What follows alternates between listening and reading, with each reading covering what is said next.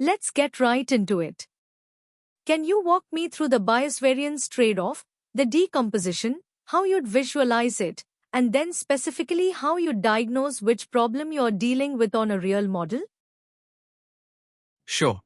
The starting point is that a model's expected error on unseen data decomposes into three pieces: bias, variance, and irreducible noise. Bias is how wrong the model's average prediction is. It comes from oversimplified assumptions, like fitting a straight line to a curve. High bias means the model underfits. It's wrong, even on the training data. Variance is how much the fitted model changes when you swap in a different training sample of the same size. A very deep decision tree memorizes its sample, so a new sample gives a totally different tree. High variance means great training performance, poor generalization. The irreducible noise is the floor. Randomness in the labels no model can explain. Complexity is the dial. Crank it up, and you lower bias but raise variance. The goal is to minimize their sum on unseen data, not drive training error to zero. To diagnose, I look at the training to validation error gap. If both are high, I'm in high bias territory. The model can't fit even what it's seen. If training is low but there's a big gap to validation, that's high variance. It memorized the training set. I've seen teams confuse these two all the time, which leads them to add more data when they needed more regularization, or vice versa. Good. You mentioned more data as a fix for variance. Does more data always help with variance, or are there situations where it doesn't move the needle? More data helps variance when the model has too much capacity relative to the training set size. It's generalizing from a small, noisy sample. But if you're already in underfitting territory, adding more data barely moves the needle, because the model's form is the bottleneck, not sample size. There's also the point where the bias variance trade-off curve is fixed by the feature set and model family. More data shifts the variance curve down but can't reduce bias if the model is fundamentally too simple. So the real fix for high variance might be stronger regularization or a simpler model. And more data is a complementary tool, not a universal one. Makes sense. Now, why do we use 3 splits instead of 2? And when would you reach for cross-validation instead of a single validation set? The three-way split enforces an information barrier.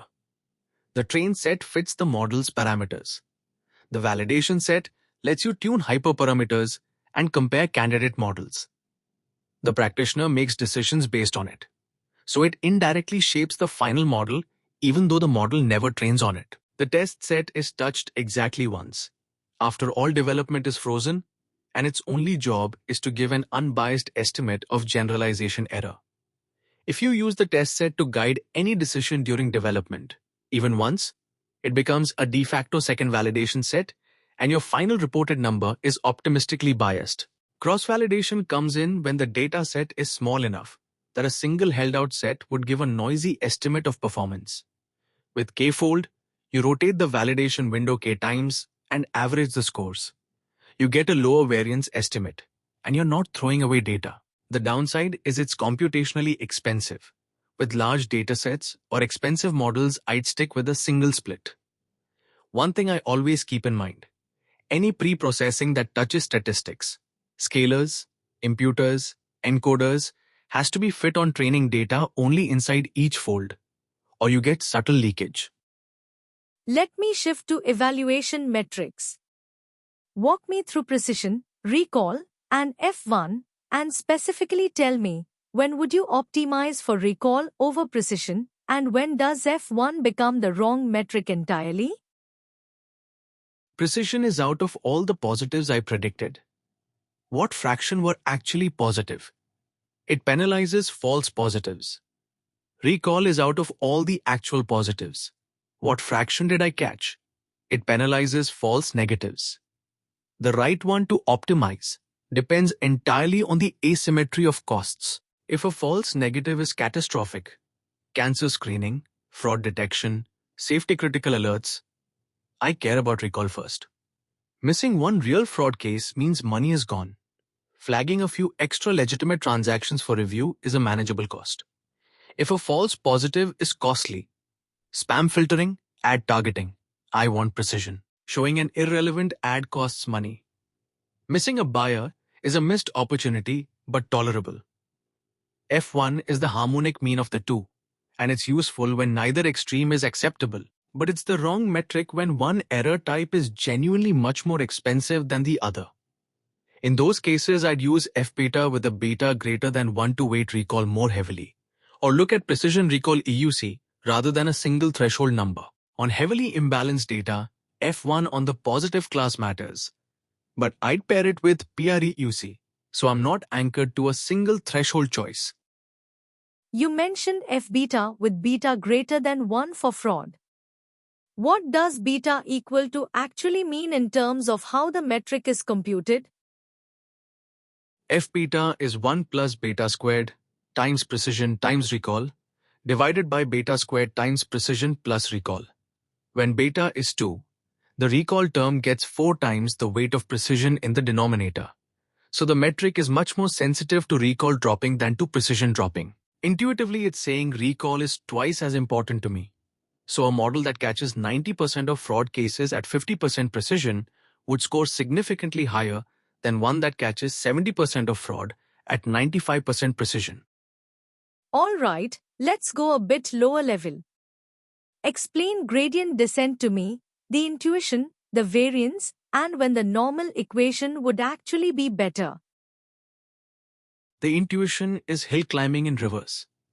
You're standing on a lost landscape and you want the valley. The gradient tells you the direction of steepest ascent, so you step in the opposite direction, scaled by a learning rate. Repeat until convergence. The variance are about how many training examples you use per step. Batch gradient descent uses all of them. Stable gradient estimate, but very slow for large datasets. Stochastic uses one at a time. Noisy, but can escape shallow local minima and supports online learning. Mini batch is the practical default, typically 64 or 256 examples per step. You get reasonably stable gradients and GPU-friendly parallelism. The normal equation is worth considering for linear regression when the feature count is small, say fewer than 10,000 features. It gives you an exact closed-form solution without any learning rate, tuning, or iteration count. But the cost is O of p cubed, where p is the number of features. That cubic blows up fast. For linear regression, it's also convex. So gradient descent always converges to the global minimum if the learning rate is small enough. There's no local minima trap, which is different from neural networks. Good. Walk me through L1 versus L2 regularization. Geometrically, why does L1 produce sparsity and L2 doesn't? And when would you pick each? The key is the geometry of the constraint regions. L2 adds the sum of squared weights to the loss, which creates a smooth hypersphere as the constraint region. No corners, so when the loss ellipsoid touches the sphere during optimization, it almost never lands on an axis, and coefficients are shrunk towards zero but never reach it. L1 adds the sum of absolute weights, and in 2 dimensions the constraint region is a diamond with sharp corners sitting right on the axis. The loss ellipsoid is much more likely to touch the diamond at a corner, and corners correspond to one or more coefficients being exactly zero. That's why Lasso does implicit feature selection. It zeroes out coefficients rather than just shrinking them. So I'd use L1 when I suspect only a few features actually matter, and I want a sparse, interpretable model. I'd use L2 when I think most features contribute small effects. Genomics or bag-of-words text features are classic examples. And if features are correlated, and I still want some sparsity, ElasticNet combines both penalties. One follow-up before we move on. Why does regularization specifically require feature scaling? What actually breaks if you skip it? The penalty treats all coefficient magnitudes as comparable. Take income measured in dollars with a range of 30 to 200,000 and age measured in years with a range of 20 to 80. OLS fits income with a coefficient near 0.001 and age with a coefficient around 5. Both are reasonable predictions given their units. But the L2 penalty squares and sums those coefficients. So it barely touches the tiny income coefficient while strongly shrinking the age coefficient, even if age is actually the less important feature. L1 would drive age to 0 before it even touches income. The wrong feature gets eliminated. The fix is standardization. Subtract the mean and divide by the standard deviation so every feature has mean 0 and unit variance. Now, a coefficient magnitude of 2 means the same thing, regardless of which feature you're looking at. Tree-based models don't need this. They split on rank order of feature values, not raw magnitudes, so the penalty concern doesn't apply. Quick coding question to round out the first section. I give you an unsorted list of strings and I want to group them by anagrams, words that are rearrangements of each other. What's the naive approach, what's the efficient one, and what's the complexity of each? The naive approach is to compare every pair of words. Check if they're anagrams by sorting both and comparing. O of n squared times k log k, where k is the average word length. Too slow for large inputs. The efficient approach uses the canonical key pattern. Any two anagrams, when you sort their characters, produce the same string. So I'd create a hash map from default dict, loop once over the words, compute a sorted character key for each, and append the original word to the bucket for that key. One pass. O of n times k log k, overall. The log k comes from sorting each word's characters. Space is O of n times k2, store everything. You can shave the sort down to O of n times k total by replacing the sort with a character frequency tuple, 26 integers for lowercase ACII as the key. Same idea, no sort needed. The pattern is broader than anagrams. Whenever you need to group things that are equivalent under some transformation, reach for a hash map with a canonical key. Good. Round 2. We are going to get into design and production scenarios. Let's start with feature pipelines. How do you design a feature pipeline so that what the model sees during training is identical to what it sees at serving time? What's the failure mode called and how do you architect against it?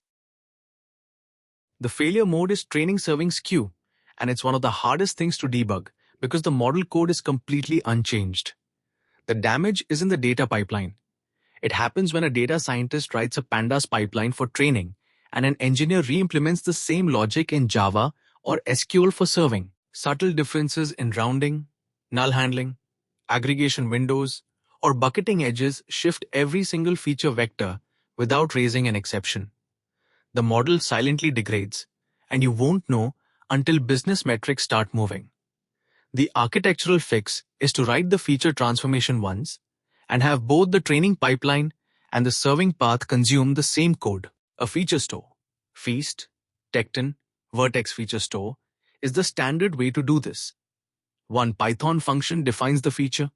The store materializes it for offline training via point-in-time correct, joins, and serves it online from a key-value store like Redis at sub-millisecond latency. On top of that, I'd add schema pinning, register the feature schema, and fail loudly if the serving pipeline sees a type mismatch rather than silently coercing it.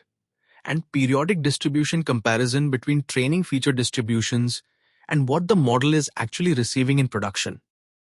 You mentioned point-in-time correct joins. What exactly does that mean and why does it matter for training data correctness? When you're building a training dataset from event logs, you have a label event, say a purchase or a default, with a timestamp, and you need to join in the feature values that were available at that exact moment. Without point-in-time joins, you might accidentally join in a feature value that was computed or updated after the event happened. For example, a user's 7-day rolling spend as it existed after the purchase rather than before it. The model learns to use information it couldn't possibly have at inference time. Offline metrics look inflated, and production performance collapses. Point-in-time correct joins ensure each row in the training set is joined only with feature values that existed at or before the label timestamp. Most feature stores implement this natively with what they call time travel queries. You're building a fraud detection model. The fraud rate is 0.1%. Walk me through your approach to the class imbalance problem from start to finish. First thing I do before touching the data or the model is fix the metric. Accuracy is completely useless here. A model that predicts not fraud on every transaction would get 99.9% accuracy. I'd pick PRUC as the primary metric, with recall at a fixed precision threshold as the operational target. Something like recall above 90% at 30% precision. Then I'd start with the cheapest intervention, which is class weighting. Set class weight equals balanced in scikit-learn, which makes the loss penalize minority class errors inversely proportional to class frequency. This costs nothing in pre-processing and is a good baseline. If that's not enough, I'd look at threshold tuning. The default decision threshold of 0.5 was not designed for your class distribution. Plot the precision recall curve and choose the threshold that meets the operational constraint. Only after that would I consider data-level techniques like SMOT, which synthesizes new minority examples by interpolating between a sample and its nearest minority neighbors. And a critical thing to get right: apply SMOT only inside the training fold. Never before the train wall split, or synthetic samples will leak into validation and inflate your metrics. What if your fraud rate drops from 0.1% to 0.01% because the product team tightens eligibility? You've already trained the model. What breaks and how do you respond? That's a label drift scenario. The marginal distribution of the target has shifted. The decision threshold is the first thing to break because it was calibrated to a different base rate. Your model score distribution might look fine, but a threshold that previously gave you 90% recall now gives you something much lower.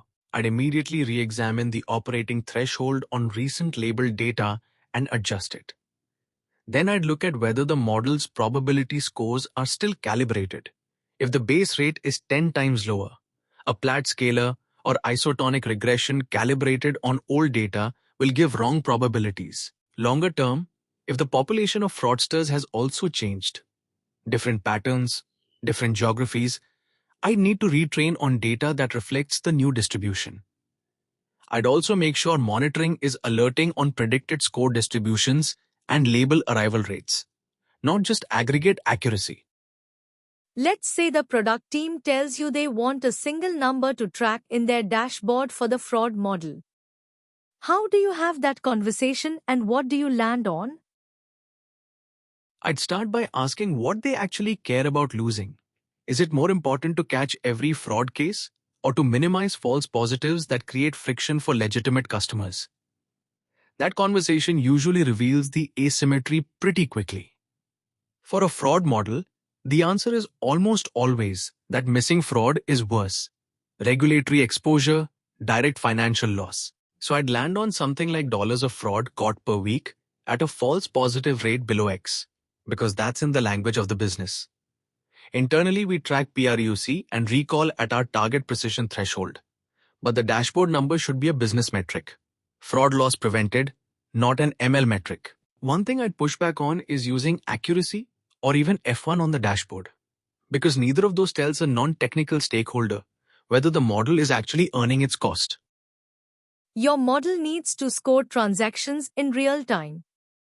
How do you decide between online inference and batch inference, and what are the infrastructure trade-offs? Can I ask a couple of things about the requirements first? What's the acceptable latency? Are we talking about a decision that has to be made before the transaction completes? Or can it happen within a few minutes? And what's the volume, transactions per second? That changes the architecture significantly. If the decision needs to be made before the transaction clears, which for real fraud detection is usually the case, you need online inference, a synchronous REST or gRPC endpoint with a P99 latency SLA, probably under 100 milliseconds. That means keeping the model hot in memory, pre-materializing features in a low-latency store like Redis, and being careful about model complexity. If you can score transactions after they settle and just flag them for a review queue, batch inference is dramatically simpler and cheaper. You run the model on a scheduled Parquet file. Predictions go into a table. A human reviews the high-score cases. I'd always ask whether the use case genuinely needs real-time decisions before adding the operational cost of an online serving system. Let's say it does need to be real time. Your traffic spikes 10 times during a holiday weekend. What breaks? At 10 times traffic, the first things to break are usually the feature retrieval layer and the GPU queue. If you're doing synchronous Redis lookups per request, you need to have provisioned enough Redis throughput, or you'll start seeing timeouts and your P99 blows up. On the inference side, if you're not using dynamic batching, each request ties up a GPU slot independently, and throughput doesn't scale well. I'd make sure the serving infrastructure has autoscaling configured. You can use something like Kubernetes horizontal pod autoscaler, keyed off GPU utilization, or request queue depth. GPU target utilization should be around 70 to 80%. Above 85%, queuing latency spikes non-linearly. I'd also load test specifically at holiday traffic levels before the event, not after. Running something like DualURK or Locust at the expected peak to find where your P99 crosses the SLA, and pre-warming enough instances. How do you think about model versioning and reproducibility in a team that's deploying models frequently? What do you actually need to store? Reproducibility requires locking three independent layers. Layer 1 is the code and random seeds. Git commit hash plus seeds set across every framework that has stochastic operations. NumPy, Python's random module, pytorch-CPU and CUDA, and the hash seed environment variable. Layer 2 is the environment. Pin dependency manifests at the patch level, ideally a Docker image with a content address digest stored alongside the training run. Layer 3 is the data, a content address snapshot using something like DVC, so you know the exact byte level state of the training set for any run. A model registry like mlops ties these together. Each training run is logged with hyperparameters, evaluation metrics, the dataset version, the git commit, and the model artifact. You assign lifecycle stages. Staging, production, archived, and promotion requires a review step. Rollback is then a single API call to promote the previous version. The mistake I see teams make is storing only the weights and thinking that's enough. When you retrain 6 months later and the feature engineering has changed, you can't reproduce the original artifact or diagnose a regression. You ship a model. It shows 98% accuracy in offline evaluation. The product team integrates it, and after a week they tell you it's making almost no difference to the business metric. Diagnose it. 98% accuracy on an imbalanced dataset is the first red flag. I check whether that's just the majority class baseline. If fraud is 2% of transactions, always predicting not fraud gives you 98% accuracy and zero business value. That's the accuracy paradox. But assuming the metric is sound, I diagnose in layers. First, are the offline and online metrics actually measuring the same thing? Offline might use batch labels on a held-out set. Online is implicit signals like fraud disputes filed. If those are different, the gap may not be a model problem at all. Second, are the feature vectors the model receives in production the same as what it saw in training? I'd log a sample of live feature vectors and run a distribution comparison against the training set. Population stability index above 0.2 on any feature is a serious signal. Third, is there a feedback loop? If the model's predictions influence what data gets collected, for example, a model that auto-approves transactions never gets labels for transactions it approved. The training data is a biased sample. Fourth, is the model's threshold calibrated for the live distribution? A 0.5 threshold trained on a balanced sample will behave differently on the real class distribution. I've seen all of these in production, and training serving skew is the most common root cause, not data drift, not model weakness. Round 3. I want you to design an end-to-end fraud detection system for a payments company.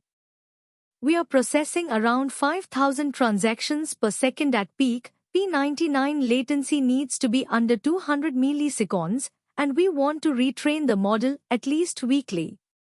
Walk me through the full design. Let me clarify a couple of assumptions before I go deep. Are we scoring synchronously before the transaction clears? Or is there an asynchronous path where we can flag and then let humans review? And is the 200 millisecond budget the full request latency from the client, or just the model inference time? Those change how aggressively I need to optimize. Assuming it's synchronous end-to-end at 200 milliseconds, here's how I'd structure this. Data and features. I'd use a feature store with a Redis online store for low-latency entity lookups. Things like user transaction velocity in the last 1, 7, and 30 days, merchant risk score, device fingerprint, and geolocation signals. These are pre-computed and materialized. I'm not computing rolling windows at request time. For the model itself, I'd start with gradient-boosted trees, XGBoost or LightGBM, because they're fast at inference, interpretable enough to satisfy compliance, and strong on tabular data. Inference layer is a fast API service behind a load balancer with autoscaling, replicated across availability zones. I'm targeting 70 to 80% GPU utilization. Actually, for gradient boosting, you might not even need GPU. CPU serving is often fast enough for tree models. Retraining pipeline. I'd use a triggered approach. Retrain when the population stability index on key features crosses 0.2 or on a weekly schedule as a safety floor. New model goes through shadow deployment first. Same live traffic. Predictions logged but not served. Then canary at 5% traffic gated on business metrics. Then full rollout. Monitoring has 4 layers. Input feature distributions using PSI, prediction score distributions, operational metrics on P99 latency and error rate, and business KPIs, fraud loss prevented, and false positive rate. That feature store pre-computation, how stale can those features get before they meaningfully hurt model quality? And how do you handle a brand new user with no history? Staleness tolerance depends on the feature. A merchant's 30-day risk score might be fine if it's 6 hours old. Fraud patterns at a merchant don't flip in 6 hours. But a user's vanilla transaction velocity is nearly useless if it's 2 hours stale. That's the signal you care about for account takeover. I tier feature refresh rates. Slow features like device reputation and merchant history get recomputed every few hours. Fast features like recent transaction counts get streamed in near real time using Flink or Kafka streams and materialized with a short TTL. For cold start users with no history, I'd fall back to a population level prior. The average transaction pattern for users at similar merchants in similar geographies. And I'd make the model aware that history depth is 0 by including that as an explicit feature rather than letting it propagate nulls. The model would naturally learn to be more conservative on cold start users, which is actually the right behavior. Walk me through the difference between data drift and concept drift, how you detect each in production, and what you actually do when you catch it. These are fundamentally different problems that require different responses. Data drift, covariate shift, is when the distribution of inputs P of X changes. You're suddenly getting more transactions from a new geography, or a new payment method appears. The underlying relationship between features and fraud hasn't changed. If the model had seen those inputs in training, it might generalize fine. I detect this with statistical tests on input features, population stability index on each feature, flagging anything above 0.2. Kolmogorov's Murnov test for continuous features, chi-squared for categoricals. Data drift is an early warning. It doesn't automatically mean the model is broken. Concept drift is when the relationship P of Y given X changes. Fraudsters evolve their attack patterns, new fraud rings emerge with different signatures. This silently destroys accuracy because the model learned a decision boundary that no longer applies. Detecting concept drift requires labels, which is the hard part. Labels arrive with delay in fraud because disputes take time to settle. While waiting for labels, I use proxy signals, prediction disagreement between model versions on the same inputs, downstream business KPIs, the shape of the predicted score distribution. When I catch data drift alone, I investigate and potentially retrain with the new distribution included. When I catch concept drift, I treat it as an emergency. Fastpath retrain on recent labeled data, canary immediately, monitor closely. Something more open-ended now. The model's predictions got worse last week. That's literally all the context I'm giving you. How do you debug it? First question. How do we know they got worse? Is this a model metric, AUC, precision recall, or a business metric, fraud loss, dispute rate, or a technical metric like prediction score distribution? The answer changes what I look at. First, assuming we have some signal that quality has degraded, I'd work through a structured checklist. Step 1. Did anything change last week? A deployment, a schema migration, an upstream data pipeline change, a new data source going live, a product change that shifted what transactions look like. Most of the time, there's a human-driven change at the root. Step 2. Is the issue in the inputs or the model itself? Log and compare the actual feature vectors the model is receiving right now against the training distribution, feature by feature. A feature that suddenly has 40% nulls, or whose mean has shifted by 3 standard deviations, is almost always a pipeline break, not a model problem. Step 3. If inputs look okay, check whether the right model version is actually deployed. I've seen incidents where a configuration change silently loaded an older model artifact. Step 4. If this is a genuine model degradation without a clear pipeline cause, look at the label distribution on recently labeled data. Are fraud patterns actually changing? Step 5. Check for feedback loops. If the model started blocking more transactions, you might be getting a biased sample of outcomes. I'd be careful not to jump to retraining until I've ruled out a pipeline bug. Retraining on corrupted data makes things worse.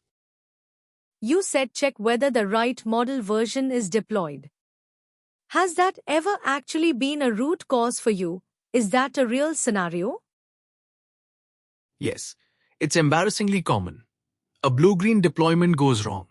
A rollback happens, but the model artifact reference in the config doesn't get updated. A feature flag misconfiguration sends traffic to a stale version. The symptoms look exactly like model degradation. Predictions shift, business metrics drop, but there's no data drift signal because inputs are fine. The fix is both a process thing and a technical thing. Always log which model version served each prediction and add a health check endpoint that returns the loaded model version so you can verify it matches what the registry says is deployed.